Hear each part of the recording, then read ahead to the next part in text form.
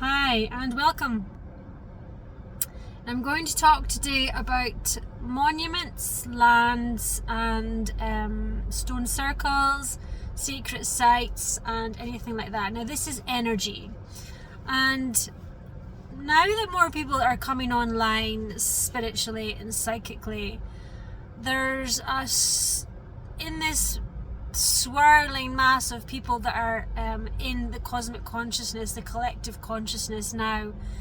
They're all at different stages, and that's okay. Some people are more healed than others. Some people need to do more healing on themselves than they realize, and some people are doing more healing on themselves that they do realize. So all these people together, either the ones that are giving, the ones that are inadvertently taking, and the ones that are taking thinking that they're actually giving. Okay? Now when you touch a stone circle, or when you touch the land, or when you touch a tree, you're either giving or receiving, or both. Sometimes it can be both. You can be giving and receiving. But when you add this into the mix of other people who may not be well, who may not be in a good headspace, who may be doing deep shadow work, who may be working on themselves at such a deep level, they need help.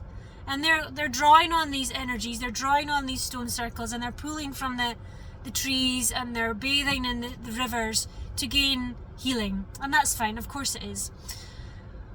So ley lines, stone circles, rivers, trees, all of them can be depleted, okay? Because we can have people who dabble with these energies, who quite literally move the energy, or they can put their intention on it, or they can lock their intention, or they can add their own flavour to the river, whether it's a physical river, or whether it's the ley line, the song line, or whether it's the energy of the forest, or whatever. So that's why I don't really take from stone circles, ley lines, trees, anything like that, because I find that they more often need my help. Because they've had so many people, the stone circles, they've had so many people hugging them, drawing strength from them, doing ceremony in them, adding their own flavour. Now, we're coming from a pure heart here, and everyone believes that they're coming from a pure heart. This isn't judgment of anyone. I'm just suggesting that there's a zillion flavours of people following a spiritual path. But what I find is that I actually heal stone monuments and ley lines and forests and lands because people have gone before polluting, distorting, taking energy, requiring light, requiring healing. And we all do, of course we do. We all pull on natural energies to heal.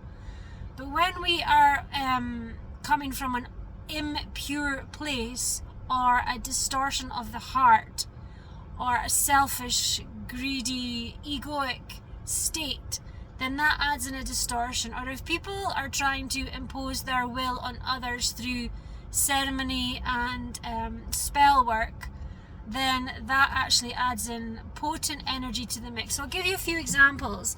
I've been with people who have gone into stone circles, and they've stood in the middle, and they've actually asked for healing. And I've stood on the edge of the circle, and the circle, all the stones in the circle are asking me to give them light, because they're so depleted. This was a tourist site.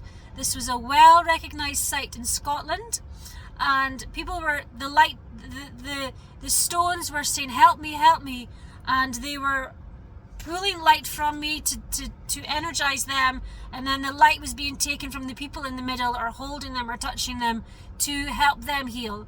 So it's reciprocal. If you want to call it anything, it's reciprocal.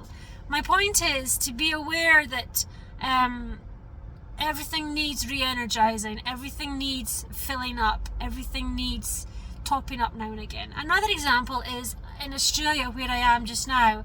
There's a ley line, and it's the indigenous don't live on this ley line. It's a place where they go for ceremony. They go up they do their ceremony, and they come back down, and they don't live there. Whereas there's white people live on this ley line. And every time I visit this ley line, it feeds on me.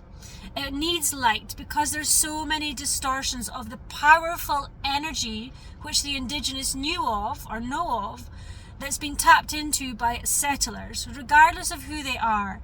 And every time I visit this area, I can feel the ley line pulling on my energy to replenish itself, and it kind of doesn't want me to leave. I have to very firmly say to this land, if you want my help, I have to go. I have to go somewhere, live somewhere else, and I will help you from a distance.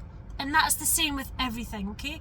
Now that leads into integrity and discernment and boundaries, spiritual boundaries and everything else. But my point is, don't go in at face value and feel that the energy of the venue or the circle or the land or the nature is actually fully replenished. B, that you're tapping into the energy of the natural state. It could be the overlay of people that have been involved in it.